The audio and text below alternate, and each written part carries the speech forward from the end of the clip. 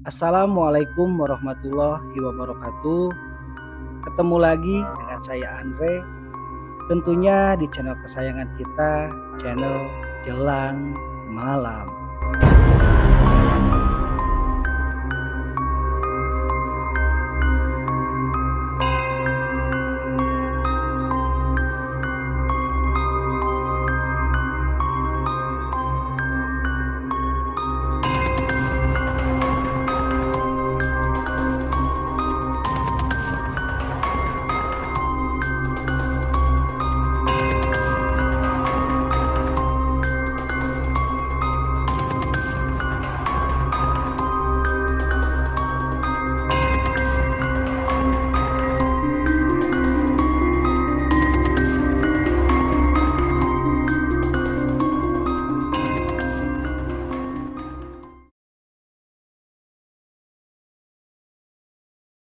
Di video sebelumnya, Jelang Malam mengangkat sebuah cerita Abang Ojol ya, Kang Denny. Kejadiannya di kota Bandung, sekitaran Jalan Dago Bengkok dan Jalan Babakan Siliwangi. Nah, baik sahabat Jelang Malam, malam ini lagi-lagi Jelang Malam mengangkat sumber cerita dari pengembara misteri ya. Siapa nih yang kangen cerita-ceritanya dari pengembara misteri? Oke, baik sahabat Jelang Malam, tidak harus menunggu lama lagi. Ceritanya dimulai dari sini. Hari-hari saat aku masih SMA berlalu seperti biasa tanpa ada masalah. Pelajaran yang susah, hafalan ayat yang sangat kusukai, atau belajar menyulam menjadi makanan sehari-hari. Suatu hari saat pulang sekolah, ayah mengajakku makan siang di Lamongan. Ayam khas Lamongan memang menjadi makanan kesukaanku. Hanya kami berdua, ibu dan adik pergi keluar kota. Sambil menunggu makanan datang, ayah mulai berterus terang padaku. Nanti malam ikut ayah ke rumah teman di luar kota ya. Ayah ingin memastikan sesuatu. Ucapnya sambil meminum seteguk air putih.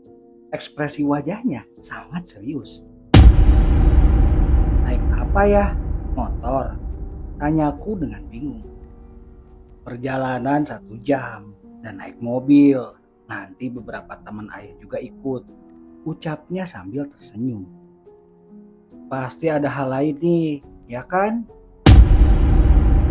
Iya, kamu kan bisa lihat. Betul nggak teman ayah itu disantet dan anaknya dipelet?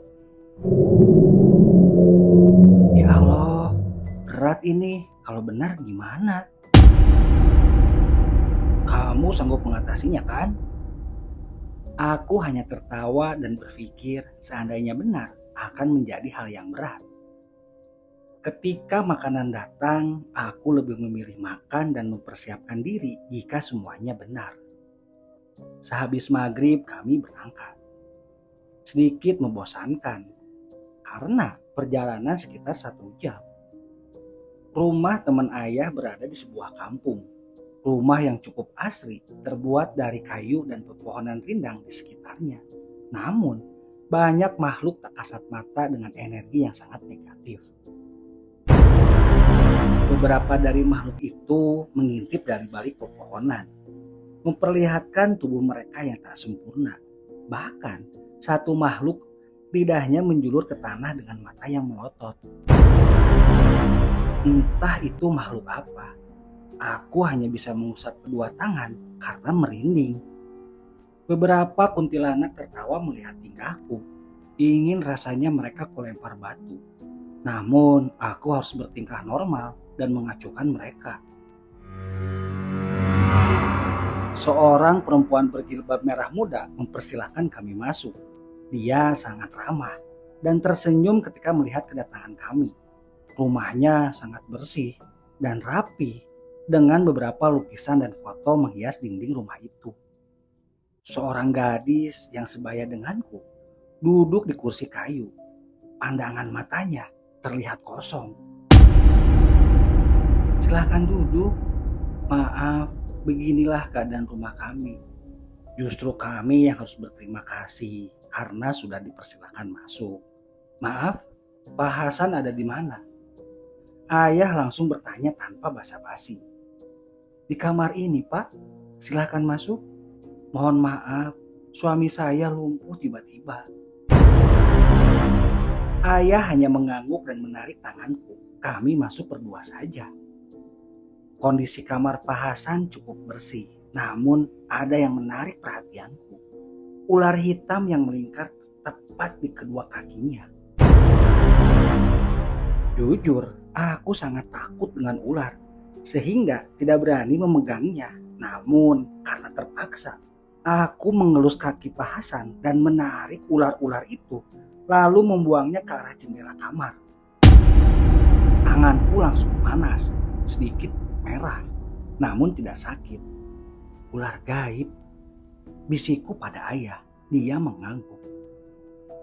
Ayah mencoba menggerakkan kaki Pak Hasan dan berhasil.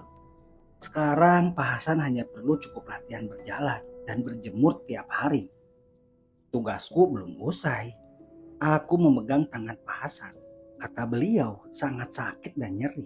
Namun ketika melakukan general check up ke dokter, semuanya normal. Bahkan dokter bingung dengan penyakit beliau. Aku mengambil air dalam botol yang sudah dibacakan ayat ruqyah. Aku menyuruh Pak Hasan meminumnya dan sisanya aku usapkan ke tangan dan kaki beliau. Tujuanku membuang semua jarum santet dan sisa energi negatif yang masih menempel. Beliau mengucapkan terima kasih padaku. Ketika beliau bertanya berapa biaya yang harus dibayar, aku hanya menjawab gratis, lalu tersenyum dan keluar ruangan karena teman-teman ayah ingin masuk ke dalam kamar. Aku berjanji pada ayah akan mengusir semua makhluk negatif yang ada di sana.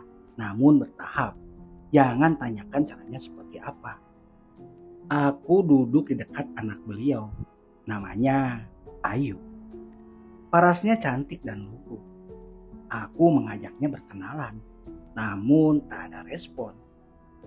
Namun aku tahu di dalam tubuhnya ada makhluk mirip kuntilanak karena badannya berbau anyir.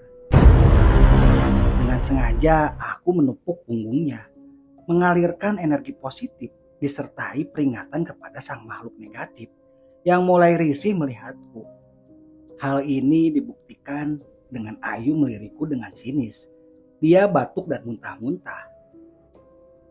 Aku mengelus punggungnya dengan sengaja, memaksa sang makhluk jelek di tubuhnya keluar. Berhasil. Makhluk itu lemas karena keusilanku. Setidaknya aku bertingkah normal dengan berpura-pura mengelus punggung Ayu. Ayu terlihat sadar dan menangis. Dia minta maaf kepada ibunya karena selama ini selalu menyusahkan dan melawan orang tua. Usut punya usut, mantan Ayu adalah pelaku di balik semua ini. Dia sengaja ingin Ayu kembali kepadanya dengan membayar dukun untuk melakukan pelet pada Ayu. Artinya aku akan menghadapi dukun itu malam ini.